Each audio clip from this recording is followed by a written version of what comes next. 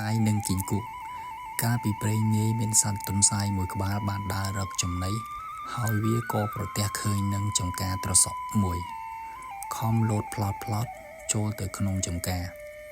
មិនបានមើលក្រោមក៏ផ្លាត់ជើងជាប់អន្ទាក់ហើយទន្សាយក៏ភ័យខ្លាំងណាស់វាខំរើបំរាស់ហើយនៅតែមិនរួចទើបវាគិតថាជីវិតអញត្រូវអស់នៅក្នុងពេលនេះហើយគប់ជួនគ្រានោះក៏មានគីង្គក់កញ្ចាស់មួយក្បាលលោត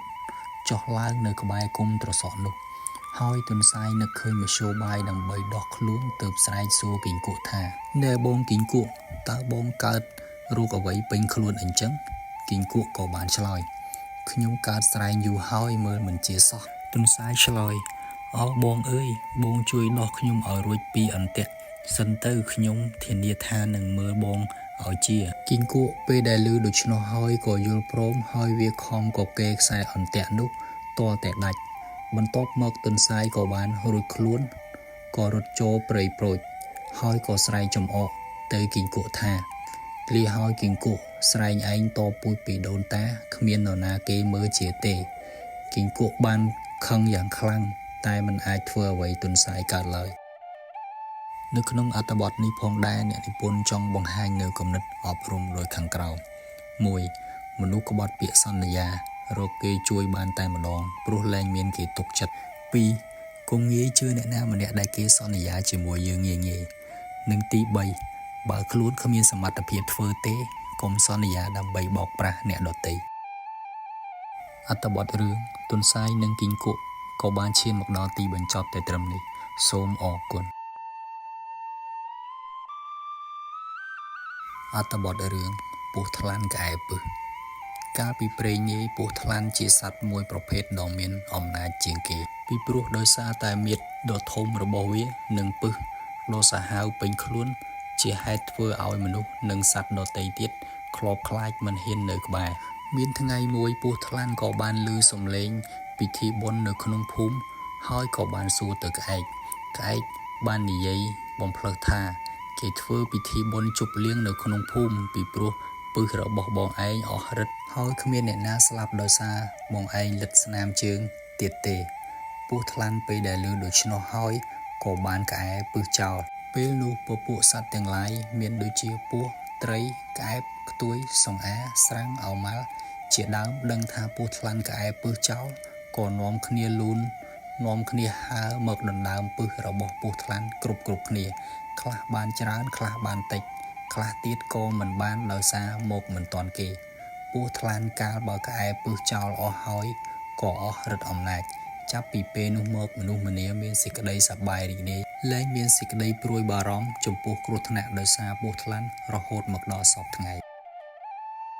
នៅក្នុងអត្ថបទរឿងនេះផងដែរអ្នកនិពន្ធចង់បង្ហាញអំពីគំនិតអប់រំដូចខាងក្រោម 1. ការឆាប់ជឿលើពាក្យរបស់គេពេកដោយខ្វះការពិចារណានាំឲ្យយើងខាតបង់និងទី 2. កម្លាំងអមដោយបញ្ញាទើបគេថាជាមនុស្សខ្លាំងអត្ថបទរឿងពស់ថ្លាន់ក្អែពឹសក៏សូមបញ្ចប់តែត្រឹមនេះសូមអរគុណ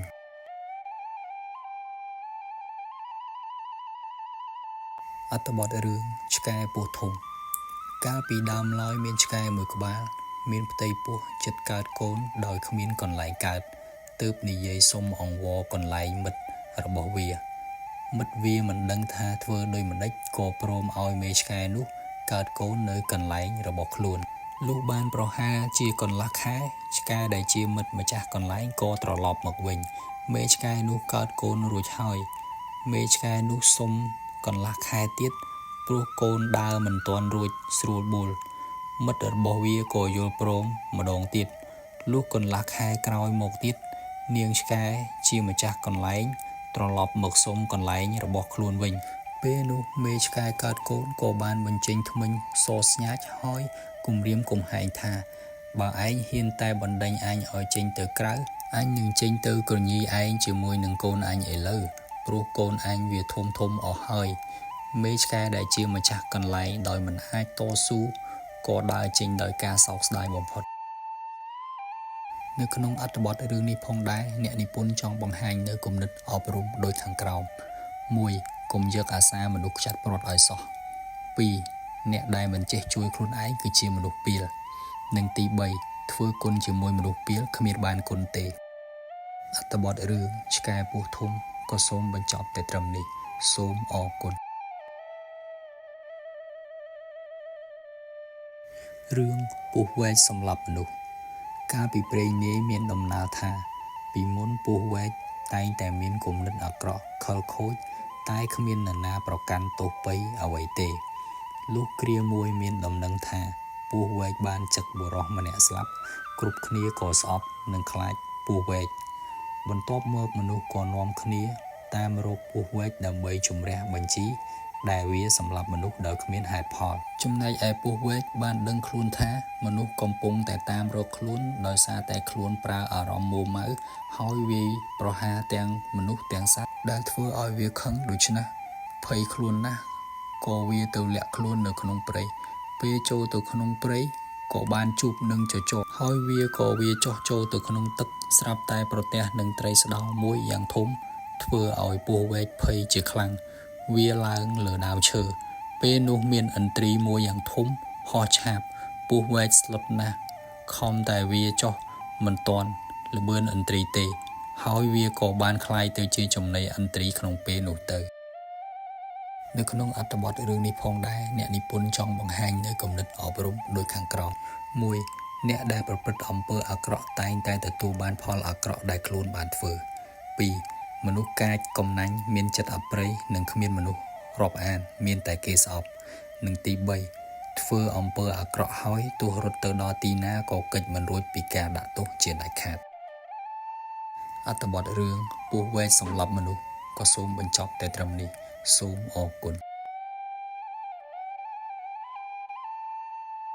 អត្ថបទរឿងបុរសនិងផ្លែឪឡឹកដំណើរថាមានបុរសម្នាក់បានដើរវង្វេងនៅក្នុងព្រៃធំមួយហើយរកផ្លូវមកផ្ទះវិញមិនឃើញគាត់ដាច់បាយអស់កម្លាំងគាត់ហេវហត់ឃ្លានបាយនិងស្រេកទឹកយ៉ាងខ្លាំងដោយគាត់បានដើរឆ្លងពីព្រៃមួយទៅព្រៃមួយទៀតជាច្រើនថ្ងៃទីបំផុតគាត់ក៏បានទៅដល់ចំការឪឡឹកមួយយ៉ាងធំហើយគាត់សប្បាយចិត្តខ្លាំងណាស់គាត់ក៏រត់ទៅយ៉ាងលឿនចូលទៅក្នុងចំការហើយលើកផ្លែឪឡឹកមួយបំរុងនឹងហូបស្រាប់តែគាត់ឃើញផ្លែឪឡឹកមួយផ្សេងទៀតដែលធំជាងនេះគាត់ក៏ទម្លាក់អាតូចចោលហើយរត់ទៅលើកអាធំបំរុងនឹងហូបម្ដងទៀតស្រាប់តែគាត់ឃើញផ្លែឪឡឹកធំជាងនេះទៀតគាត់ក៏ទម្លាក់អាតូចចោលហើយរត់ទៅរកអាធំទៀតគាត់ធ្វើបែបនេះជាច្រើនលើកជាច្រើនសារគ្រានោះដោយសារតែភាពលោភលន់របស់គាត់រហូតដល់ទីបំផុតគាត់ក៏ដាច់ពោះស្លាប់បាត់ទៅនៅក្នុងអត្ថបទរឿងនេះផងដែរអ្នកនិពន្ធចង់បង្ហាញនៅគំនិតអប់រំដូចខាងក្រោម 1. មនុស្សដែលលោភលន់ទោះជាបានផែនដីទាំងមូលក៏មិនគ្រប់គ្រាន់ដែរ 2. ត្រូវចេះពេញចិត្តចំពោះអ្វីដែលខ្លួនមានសិនសឹមបង្កើតអ្វីដែលខ្លួនចង់បាននិងទី3ភាពលោភលន់នាំឲ្យមនុស្សវង្វេងវង្វាន់លែងយល់ពីស្ថានភាពរបស់ខ្លួនឯងអត្ថបទរឿងបុរសនិងផ្លែឪឡឹកក៏សូមបញ្ចប់តែត្រឹមនេះសូមអរគុណអត្ថបទរឿងម្ចាស់និងសត្វលាកាលដើមឡើយមានសត្វលាមួយក្បាលដែលម្ចាស់របស់វាជាអ្នកជួញដូរសត្វគេផ្ដល់អាហារដល់វាតែបន្តិចបន្តួចប៉ុណ្ណោះតែបែរជាដាក់ការងារឲ្យវារែកពុនយ៉ាងច្រើនអាណែកដូចនេះលាក៏បានបន់ស្រន់អាទិទេពឲ្យជួយខ្លួនបានរួចផុតពីការងារទាំងនោះព្រមទាំងប្រាថ្នាឲ្យជួបនឹងម្ចាស់ថ្មីម្នាក់ទៀតពេលនោះអាទិទេពក៏បានប្រាប់សត្វលានោះវិញថាវាអាចនឹងស្ដាយក្រោយបន្ទាប់មកអាទិទេពក៏បានធ្វើឲ្យម្ចាស់លាយកវាទៅលក់ឲ្យអ្នកដុតឥតម្នាក់ទៀតមិនយូរប៉ុន្មានលារឹតតែយល់ថាខ្លួនមានការងារកាន់តែលំបាកជាងមុនពេលនោះវាក៏បានបន់ស្រន់ជាលើកទី2សុំប្ដូរម្ចាស់ថ្មីម្នាក់ផ្សេងទៀតអាទិទេពបាននិយាយទៅកាន់លាថា